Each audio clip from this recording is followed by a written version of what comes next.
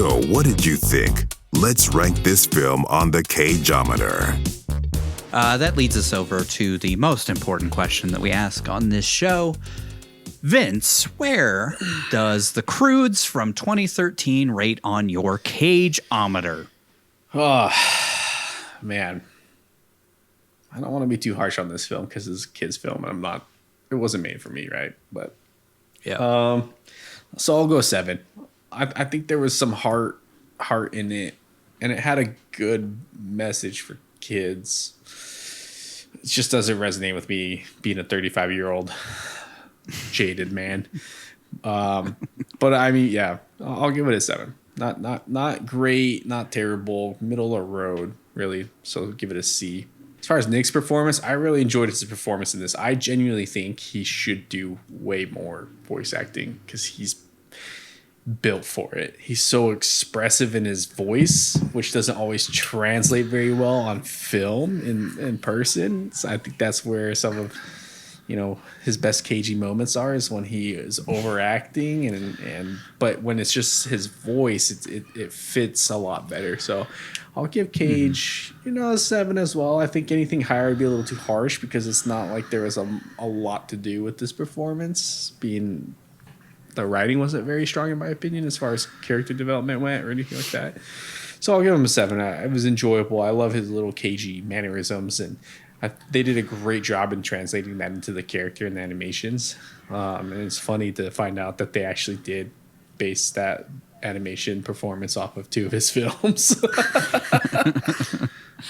So one of which is so confusing. Leaving Las Vegas. Yeah, so 7 for movie, 7 for Cage. It's we have watched way worse films on this podcast, so I do not want to beat this movie up too bad. It's not meant for me, and obviously it resonated with an audience because it crushed at the box office. So, yeah. All right, Nigel, where does the Croods rate on your Cageometer?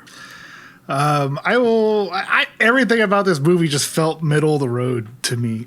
Even being kind of in the target demographic of a family, a father with kids. My kids are a little young for this. I think this captured my 3-year-old's attention a couple of times, but not enough to really hold it. So I think it's maybe made for more 5 or 6-year-old kids, at least, to get into it. Everything just kind of felt like the writing was kind of middle of the road, passable. It was just get a little heart into it, get a little allegory into it. You don't have to do too much. It's a kid's movie, whatever. Animation I think it was good for the time. It's kind of hard to go back to 2013 and remember what things were being come out at the time, but I think it looked pretty good. I didn't realize it was even that old. So yeah, I mean, it's pretty good. I think a lot of the environments were varied, but I think it felt really empty for a lot of the movie in a weird way. They did do that kind of Pandora-esque beautiful visuals and colorful environment, but thing just kind of felt lifeless to me. They could have done more with it. I think that was just a budgetary, I don't know. It's hard to say. Yeah. Anyway, rendering a ton of animals in the background and a ton of landscapes. Mm-hmm. Yeah. All money. So, I mean, to me, it was a 5. I don't feel like it was great. I don't feel like it was bad. It was just, I can't give it worse than that because, again, it's a kid's movie and it was okay. It just felt totally passable to me. There's way better kids' movies to watch that, I'll use a movie just maybe not fair. Zootopia, for example, I think kind of came out around that time, maybe a little bit few years later. But my daughter watches Zootopia. She's a lot more drawn to watching Zootopia than she was to this movie. And I think, she doesn't get into the story and stuff, but I think the visuals of that are a lot more varied and impressive and capture a preschool kid's attention, and the writing's a lot better, but kids aren't going to pick up on that. But that's more enjoyable for the adults to watch it. But yeah, this one, I mean, it had some heart to it. It kind of felt a little forced. It just kind of felt added to it to kind of make it sappy. But there's some heart to it. I think you might get more of it as a father because we see all of this through the lens of the father who's sort of watching his family slipping away and doing everything he can to protect them and finding that that's not the case anymore. It's not what he needs to do. He needs to change, and he goes through an arc and all that. But I don't know. It just kind of felt iffy to me. I don't really understand it having like a 77% Rotten Tomatoes score. I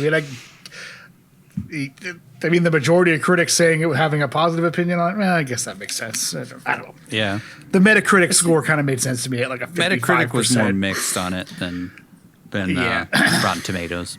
You know, just going off of my own impressions of it, I kind of felt like it was fine. It was a very mid-tier movie. As far as Nick Cage's performance, I kind of felt the same. I don't really see him as that good of a voice actor, like kind of the opposite of Vince. Like I didn't really get anything out of his performance. It just kind of felt like it was Nick Cage talking, and I don't know. It's bizarre. Like there are characters he's played that I've seen him play, like Spider-Man Noir, where he feels like he's making a character. It doesn't really feel like Nick Cage. He's doing a Humphrey Bogart impression or whatever, and so that's kind of cagey.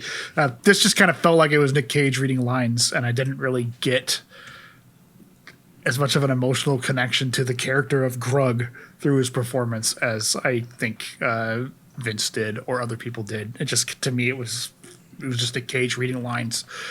So I gave him a 5 as well. It's kind of just right there in the middle. It wasn't bad. It wasn't anything stellar to me. So yeah, to me, this is a very middle of the road movie. Yeah. But I don't want to be really harsh on it because whatever, kids movie. It's like throw it on. Kids are going to enjoy it.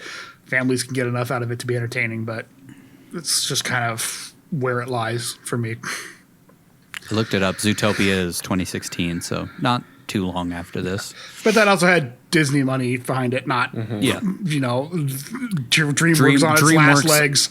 So. Yeah, on their last legs. Yeah. And I'm sure, I don't know what the gross of Zootopia was, but this may have been more profitable but I feel like Zootopia made really good money. Yeah.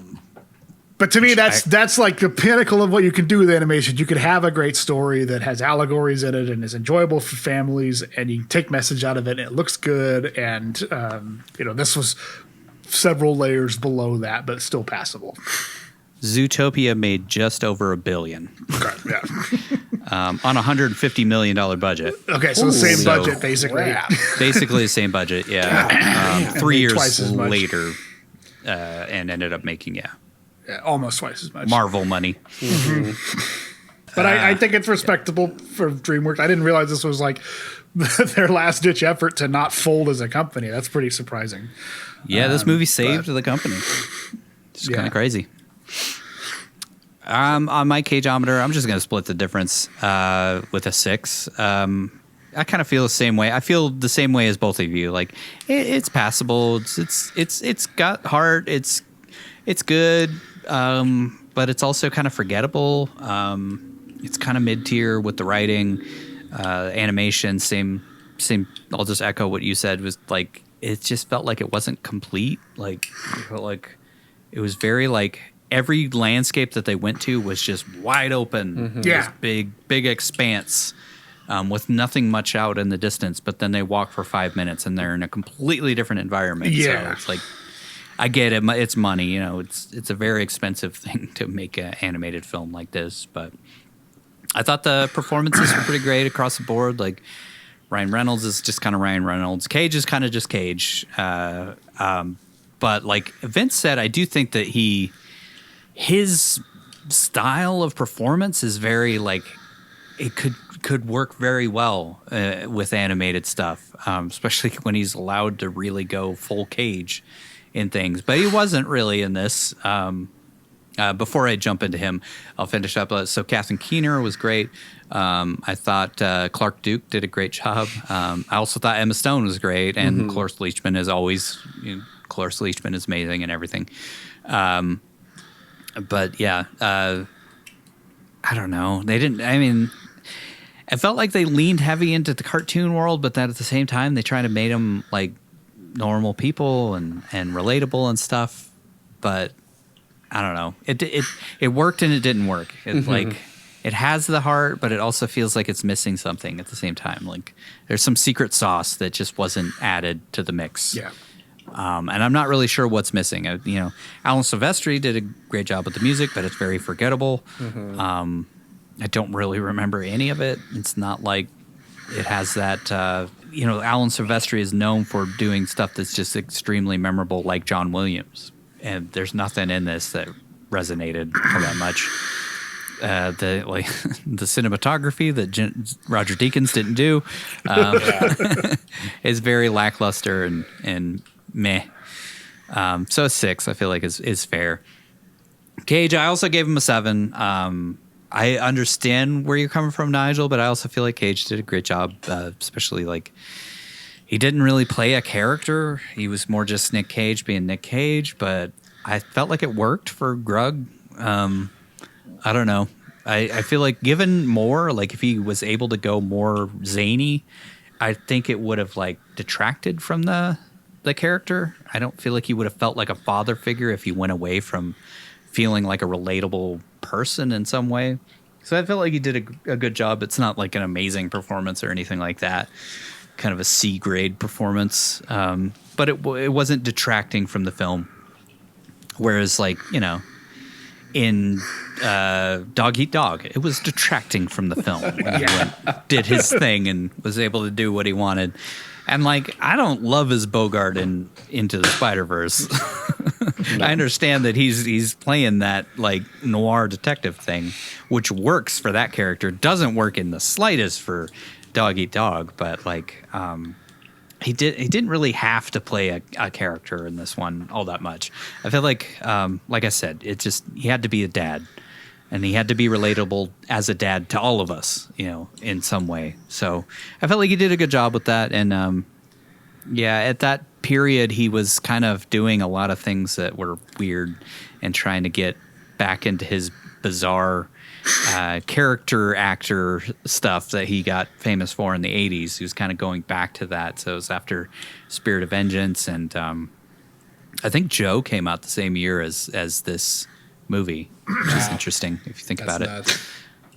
But right, I thought he did a good job, and I'm kind of sad that this didn't reinvigorate his career, because I felt like he kind of went off the deep end after this. He wasn't really getting any like major roles. But from what I've heard, that was sort of his choice, was to not live in the major Hollywood system for a little bit and go off and do independent stuff. But I don't know. Yeah, I wonder how much he got offers for animated voice work after this, because that made a chunk of change, and that's going to make any studio perk up, I think. I think the only other thing he did in between this and Croods 2 was Into the Spider-Verse. Yeah. So I just wonder, maybe he got offers and just turned them down. Right? Yeah. Oh yeah, Teen Titans. Yeah, I think that was after New Dawn or whatever the hell the second one's called. Croods 2. I feel like New Age. I think Teen Titans was after Croods 2. So he's still doing some animated stuff. stuff. I just wonder if he got offers and just turned them down because he didn't want to do more. I assume so. He's trying to do other stuff. At the same time, he was trying to pay off debts, and like animated films seemed like they would pay off. You spend what? You spend like a week recording your lines, and that's take your and you don't even have to leave LA. You just stay in the studio. Yeah. So I don't know. Yeah, maybe it's just not as enjoyable for him. I don't know. But if I was an actor, I would do as many animated things as possible. Absolutely. Like, you get a solid paycheck, and you don't really even have to like get dressed. Yeah. you just head over to the studio, do your thing. It's probably hard because you're just acting into a booth. Like you're not even acting with your co-stars most of the time, or interacting with them. But so maybe it's just not enjoyable for a lot of actors. But I mean, come on, it's easy money. Yeah, easy money. Yeah.